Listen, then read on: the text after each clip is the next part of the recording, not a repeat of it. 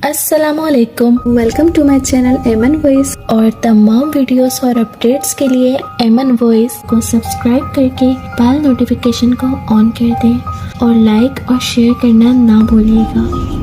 जो लोग मुझसे अपनी ज़िंदगी पर बीते हॉरर वाक़ियात शेयर करना चाहते हैं तो स्क्रीन पर मेरा इंस्टाग्राम अकाउंट एमन वॉइस शो हो रहा होगा, तो आप लोग मुझे वहाँ डीएम कर सकते हैं और अपनी स्टोरीज सेंड कर सकते हैं।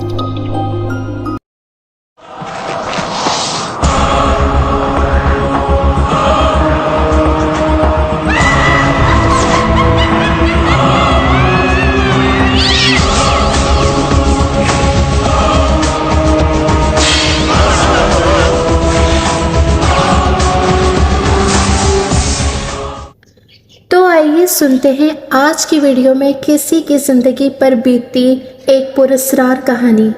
एक सच्ची आप बीती जो अपनी मिसाल आप है। तो आइए सुनते हैं। ये एक सच्ची कहानी है जो एक रिटायर फौजी के साथ पेश आई। मेरा नाम हसीब है। 30 साल की उम्र में फ़ौज से रिटायर हो गया। मैं फ़ौज में बागबानी का काम करता था, तो रिटायरमेंट के बाद यही काम डिफेंस के बंगलों में करने लगा।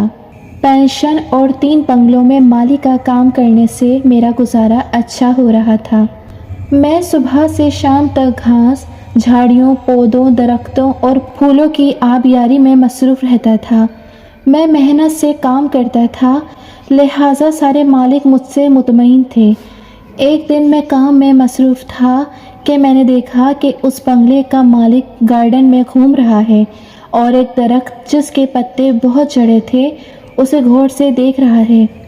कुछ देर बाद वो मेरे पास आए और कहा, हसीब खान, ये दरख्त गंदगी बहुत करता है, पत्ते हर वक्त गिरते रहते हैं, इसमें परिंदे भी ज़्यादा आते हैं, कोई फलदार भी नहीं है। ऐसा करो कि इस दरख्त को काट दो, इसकी जगह किसी फल का पौधा लगाएं, इतना गंद भी नहीं होगा। मैंने कहा ठीक है, मैं कल कुल्हाड़ी लेकर आऊँगा और इस दरख्त को काट दूँगा। उसके बाद मालिक घर में चला गया और मैं अपने काम में लग गया। जाते हुए मैंने उस दरख्त का बाखूर जायज़ा लिया।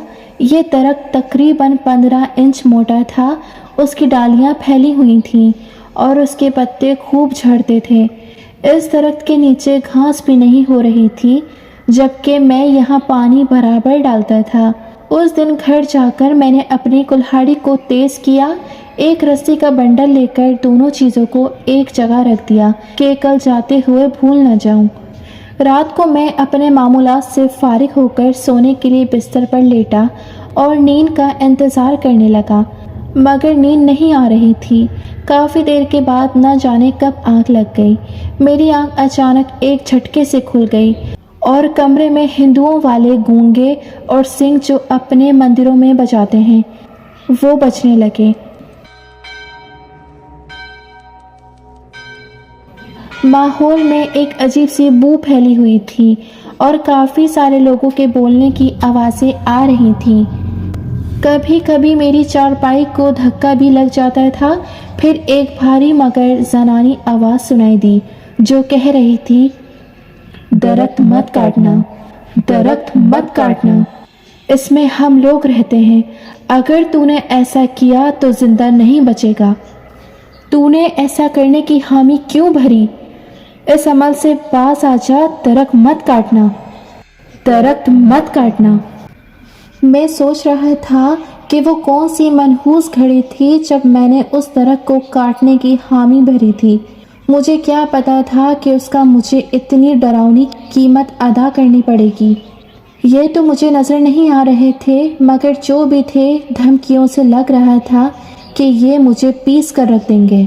कभी चीखने की आवाज़ें, कभी घंटियों की आवाज़ें, कभी कभी गाय की आवाज़ें, खुदा की पनाह, और कमरे में फैली बदबू, ख़तरनाक सांसों की आवाज़ें, चारपाई उलट देना, नींद की बंदिश। सारी रात यही चलता रहा। उन्होंने मुझ पर ना जाने क्या क्या अमल किया कि दूसरे दिन बुखार 104 पर पहुंच गया था। सुस्ती और बदन भारी, सर दर्द की वजह से काम पर ना जा सका। سارا دن رات کے واقعے پر سوچ وچار کرتا رہا، کسی نتیجے پر پہنچ نہیں پا رہا تھا اور رات سے بڑا ڈر لگ رہا تھا کہ کہیں آج پھر کوئی ڈرامہ نہ ہو جائے۔ اللہ اللہ کرتا رہا، بخار اور سخت طبیعت کی ناسازی کی وجہ سے سوتا اور جاگتا رہا۔ رات کا نہ جانے کون سا پہر تھا کہ گھبرا کر اٹھ بیٹھا اور پھر طوفان جیسے آ گیا۔ شور شرابہ شروع، چیخنے چلانے اور بدبو نے برا حال کر دیا۔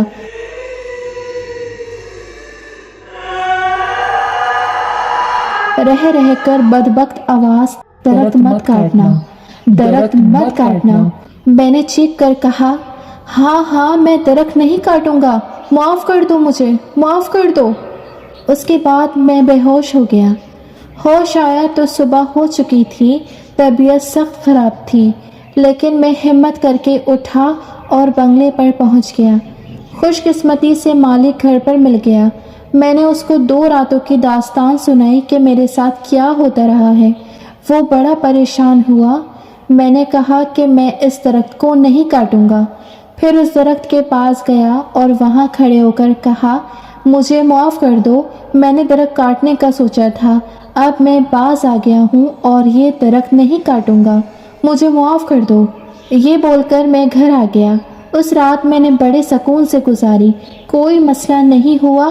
2 دن کے بعد میں ٹھیک ہو گیا اور کام پر جانے لگا۔ اب میں اس درخت کو اچھے سے پانی دیتا ہوں اور سکون سے ہوں، اور سکون سے ہوں، اور سکون سے ہوں۔ جنہوں نے ابھی تک ہمارے چینل کو سبسکرائب نہیں کیا تو وہ کائنڈلی ہمارے چینل کو سبسکرائب کر کے بیل نوٹیفیکیشن کو آن کر دیں۔ ملتے ہیں پھر کسی اور ہارر اسٹوری کے ساتھ۔ So stay tuned. اللہ حافظ۔